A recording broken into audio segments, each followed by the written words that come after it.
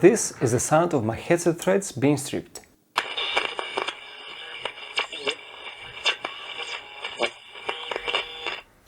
Hi guys, I'm Alexandros Giassos and today we're going to talk a little bit about the importance of tightening torque and the problems that you may face if you don't follow the manufacturer's torque specs.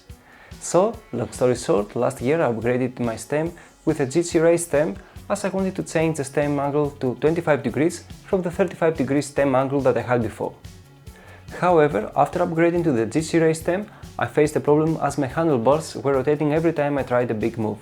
So, the intuitive action to fix this problem was to tighten the stem bolts even more. Nevertheless, I knew that this was not right as a GC Ray stem has a quite lightweight design and so it might be easy to over-tighten it. Also, given that I want to have the safest setup possible, I didn't want to mess with the tightening torque without asking the manufacturer about it. So I sent an email to GC support and asked them about the proper tightening torque for every screw on my varial, and of course they were kind enough to tell me everything I wanted to know. So in order to prevent slipping and rotating of my handlebars, and despite the fact that I usually use anti-seize or grease for everything I assemble on my bikes, I assembled the handlebars dry on the stem and I made sure that everything was as clean as possible. After that I got my calibrated torque wrench and I used it to tighten everything up to the provided specifications, which is 4 Nm for every bolt. However, after riding my bike again, the handlebars slipped once more and it seemed that the given tightening torque was not right. So I noticed that the GC Ray stem was intended to be used with carbon handlebars, and in that case, lower tightening torque values may be acceptable, but I was riding the aluminum handlebars and so I experimented for a while with the torque and I found out that 5 to 6 Nm was about right. After this experimentation, I contacted GC again to explain them my thoughts and they agreed with my approach. However, I was always concerned about that, knowing that I was 50% above the recommended values. Fast forward 9 months later, I was riding when my handlebars slipped once more and I tightened them without my torque wrench as I was out training. As a consequence, I accidentally over-tightened the stem bolts and during my next ride, a bolt stripped out the threads and it was literally launched into the air and never found again. It was that moment I realized that I had over-tightened the stem bolts by not using a torque wrench. So I had to repair the threads on my stem and also I had to find a way to secure my handlebars without having to exceed the manufacturer's specifications. But first things first, and let's see how you can easily repair stripped threads on your bike. Disclaimer, it's extremely risky to modify your bike threads this way and it should not be considered as a permanent solution, so proceed taking your own risk. Just to be clear, this is just an experiment and I already have a new GC Ray stem in order to replace my damaged one. So, in order to fix damaged threads, you do not have many viable alternatives and in my opinion the most suited for this job is to replace the damaged threads with new ones by installing a V-coil. You may also know it as helicoil, but this is just another brand name for coil threaded inserts. V-coils are very common for such applications and also it's the way to go for industrial applications that you have to create threads on parts made out of softer materials such as aluminum and brass.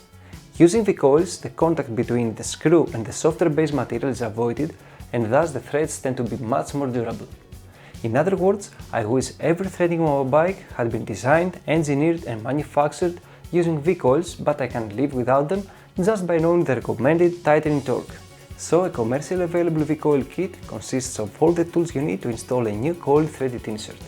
Thus, you get a drill to prepare the hole for the threads, a tab to create the new threads, and 2 tools to install the new threads. After measuring the depth I had to drill to remove the damaged threads, I used my hand drill to drill the hole up to the proper depth.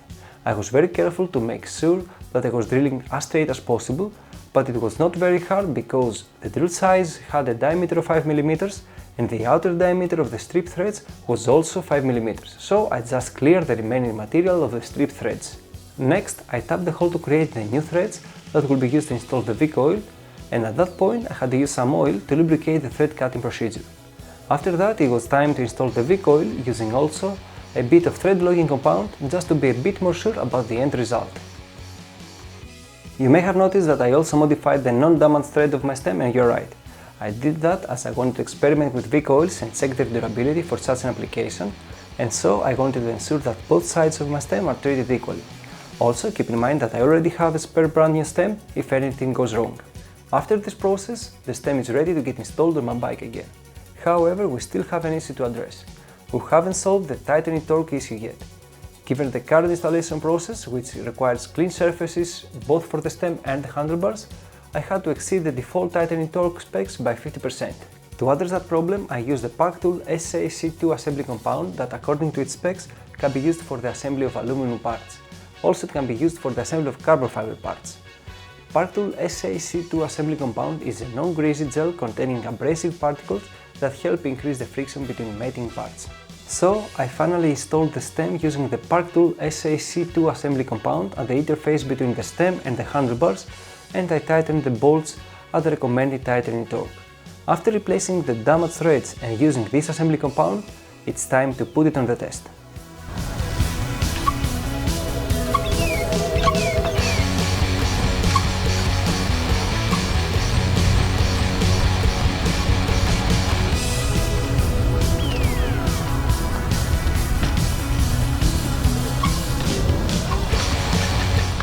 After riding this setup for about 3 weeks now, I'm pretty happy with the result and I had no issues with my handlebars since then. However, I noticed that I had to add to my pre-ride checklist the retightening of the stem bolts just to make sure that everything is okay and up to the recommended specifications. Concluding this video, I think that I'm going to stick with this repair stem for a while, and I'm pretty happy that this maintenance hack worked out so well. Have you ever faced issues with threads of your bikes? Have you ever stripped any threads? If so, what did you do? Did you repair them or get new parts? Please let me know in the comment section below. If you like this video, smash the like button, and in case that you are new to our channel, subscribe and hit the notification bell so as to get notified every time I upload a new video. Also, if you think that this was helpful, feel free to share it with your friends. Finally, we can always be in touch by following me on social media, and you can find the links to the relevant accounts in the description below. Thank you for watching and see you next time. Until then, make sure that your bikes are well maintained.